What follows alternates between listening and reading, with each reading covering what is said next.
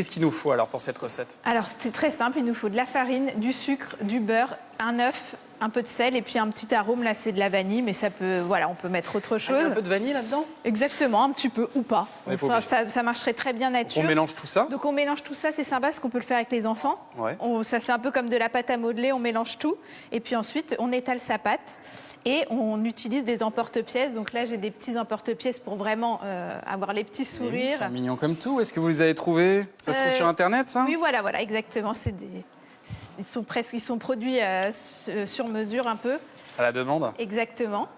C'est sympa, ça. Mais on Et peut, donc, ça aussi le permet de faire, reproduire. on peut aussi le faire avec un verre. S'il y a besoin, un verre, ça fait aussi un rond. Et puis, on peut prendre ce qu'on trouve pour faire des petits trous, les découper couteau. avec un couteau. Enfin, vraiment, c'est ça qui est sympa avec les biscuits, c'est qu'il faut vraiment pas beaucoup de matériel. Il faut un rouleau à pâtisserie. Obligé. Et encore, on Et peut il faut aussi trouver faire un rouleau. la bonne consistance quand même.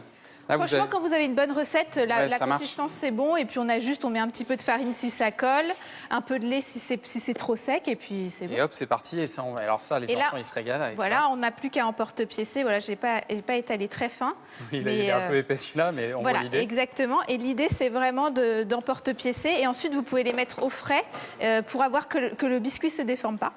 D'accord, c'est Ça, c'est important de faire un important. passage au frais avant de le mettre au four? Exactement. Moi, ce que je fais, c'est que je les pré-emporte-pièces comme ça. Hop. D'accord. Et ensuite, on met tout au frais. Et quand on les sort, ça se défait plus facilement. En fait, D'accord. on va pouvoir plus facilement enlever les petits décors. Combien de temps au four après?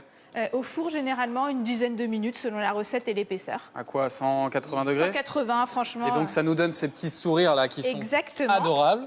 Franchement, ça Voilà. marche bien. Et alors, ensuite, vous allez mettre quoi? De la pâte à tartiner, de la confiture? Tout à fait, exactement comme dans les biscuits industriels, sauf que ça peut être meilleur. On peut faire une ganache aussi si on le fait maison. Ah, ouais. Et il en faut un plein, évidemment, et un vidé, sinon ça marche pas. Enfin, À sinon, ça l'arrivée, ressort de tous les côtés. on va en faire un, juste pour Exactement. goûter.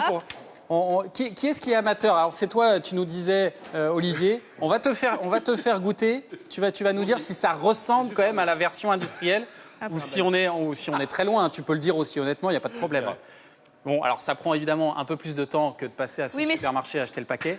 Oui. Mais franchement, à l'arrivée, il y a une satisfaction aussi. Déjà, on va montrer à la caméra. Regardez comme Oups, j'en ai plein les doigts. c'est pas grave, mais regardez comme c'est beau. Voilà, franchement, on est très proche de l'original.